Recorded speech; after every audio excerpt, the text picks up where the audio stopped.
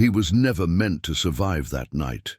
The retreat collapsed in minutes, turning discipline into panic and strategy into instinct. Orders were shouted, then swallowed by explosions. Trucks vanished into the dark, and when the gunfire finally moved on, one man was left bleeding on foreign soil, surrounded by enemies who would show no mercy. Pain kept him awake until dawn. Every movement felt like tearing metal inside his body. The battlefield, once alive with noise, had gone silent, the most terrifying sound of all. Silence meant the war had moved on without him. If patrols came back, he would be executed. If no one came, he would die slowly, alone. Dragging himself through rubble and smoke, he reached what was left of a village erased by artillery. Roofs collapsed, walls blackened by fire.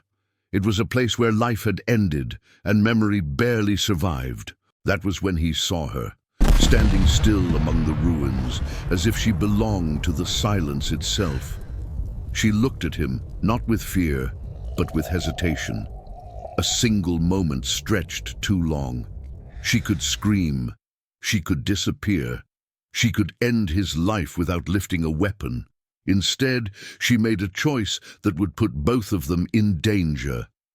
Because in a war designed to destroy everything human, something fragile was about to begin. A love that should never exist, born behind enemy lines. World War II was not just fought on beaches and battlefields.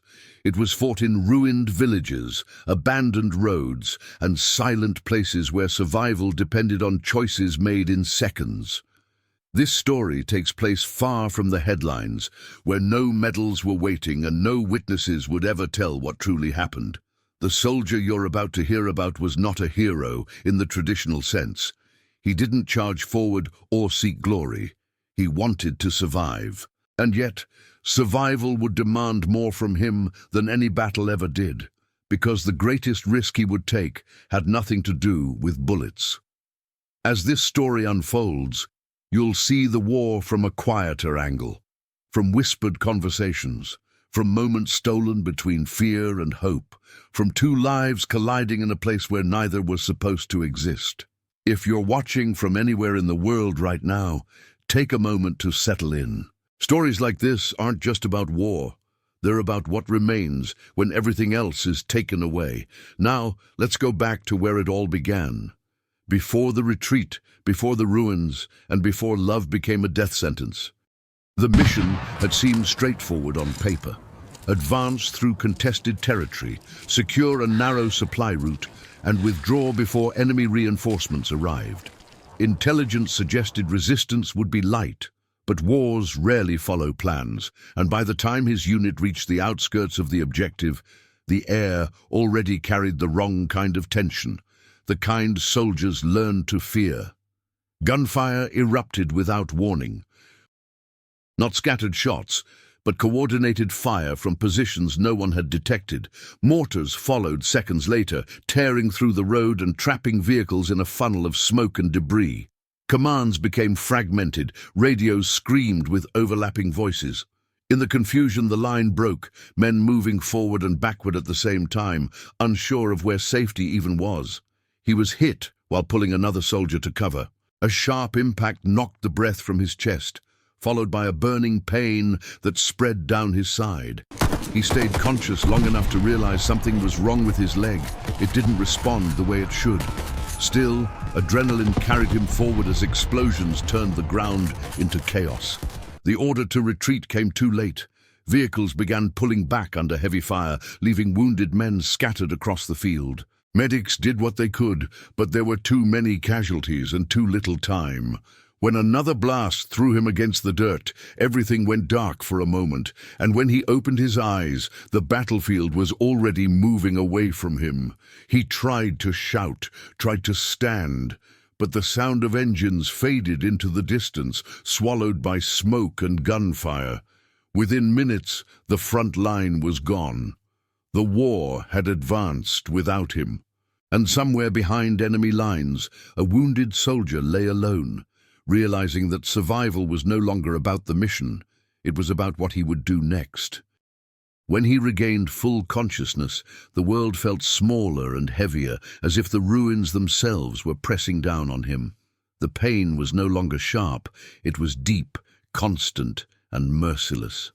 Blood had soaked through his uniform and dried in places, gluing fabric to skin. He checked himself slowly, afraid of what he might find, knowing that panic would only waste the little strength he had left.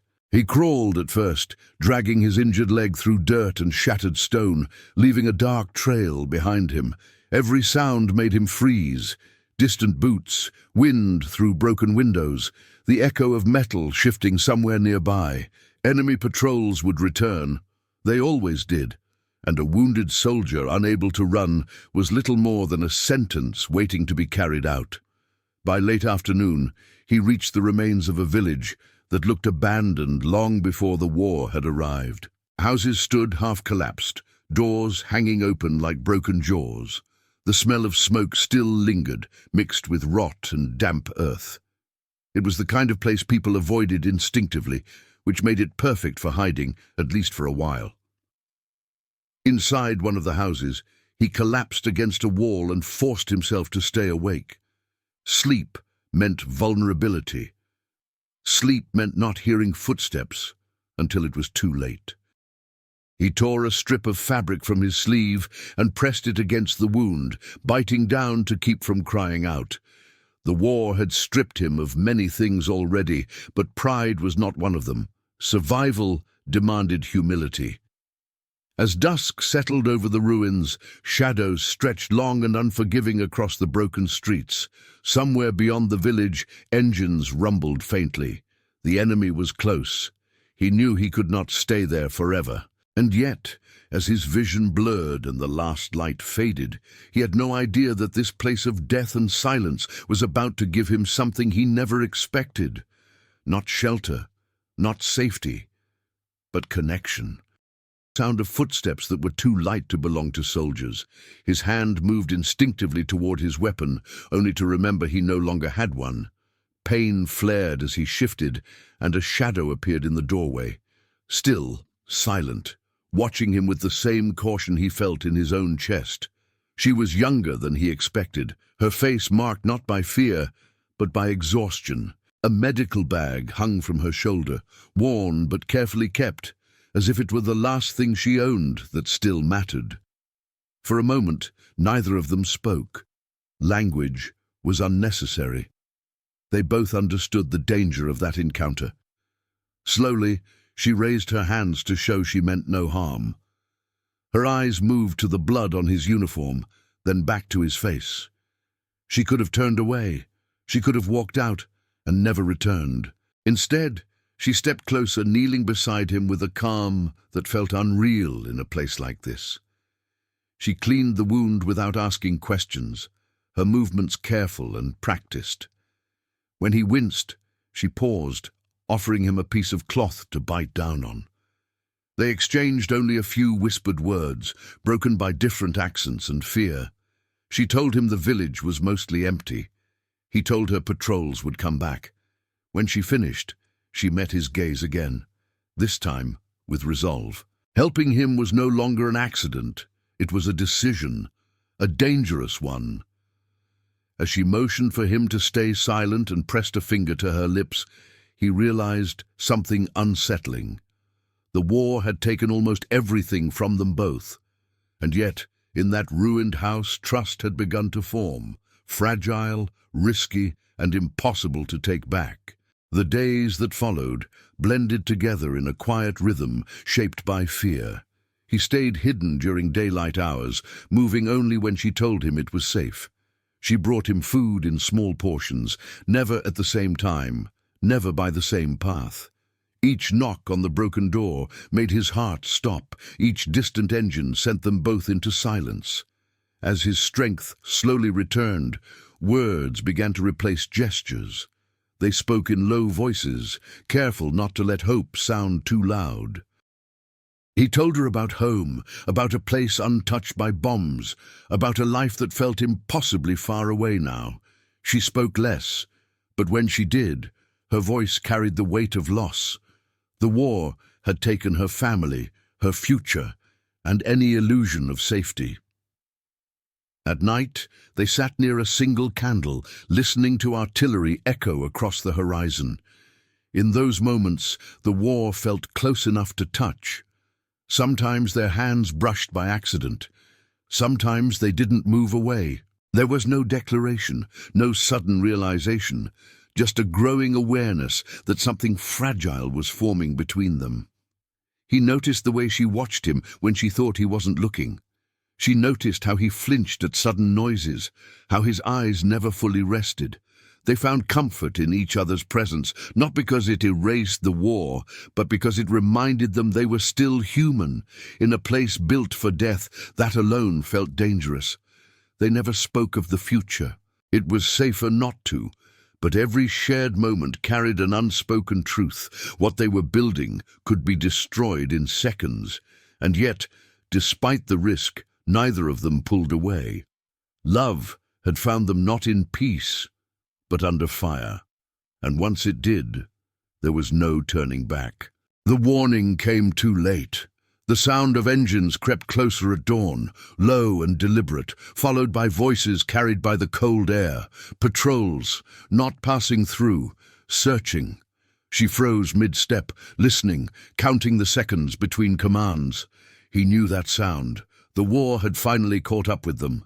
She moved fast, hiding what little evidence she could, pulling him deeper into the shadows of the ruined house. There was a path behind the village, she whispered, narrow and dangerous, but it might lead him out. If he stayed, they would both die. If he left now, there was a chance. Small, uncertain, but real. The soldiers entered the village with practiced confidence, boots crunching against stone, rifles ready. Every breath felt too loud. She pressed her forehead against his for a brief moment, eyes shining with fear and something stronger than fear. They didn't say goodbye. There was no time, and words would only make it harder. He slipped away through the back as voices filled the street. A shout rang out behind him. Not his name, not hers. Just the sound of the war reclaiming its territory. He ran despite the pain, forcing his body to obey as gunfire erupted in the distance. He never looked back. Looking back would have ended him. By nightfall, the village burned again. From the edge of the forest, he watched smoke rise into the dark sky, knowing he would never know if she had survived. The war had spared his life, but it had taken something else instead. And as he disappeared into the shadows, one truth stayed with him. The love they shared would exist only in memory, because some stories are never meant to have endings. He survived the war. That much history would remember. His name would appear on a list, his uniform folded and returned, his body counted among the lucky ones who came home. But no record would ever mention the woman in the ruins, or the choice that saved his life at the cost of everything else. Long after the guns fell silent, he would still hear them in his sleep. Not the explosions, her voice, low and careful, speaking in a place where hope was forbidden. The war had taught him how to endure pain, hunger, and fear. Love taught him something harder, how to live with what was lost. Behind enemy lines, where death ruled and humanity was stripped away piece by piece, two people chose to care for one another when they didn't have to. And sometimes that is the most dangerous act of all, because wars end, but the stories they leave behind never truly do.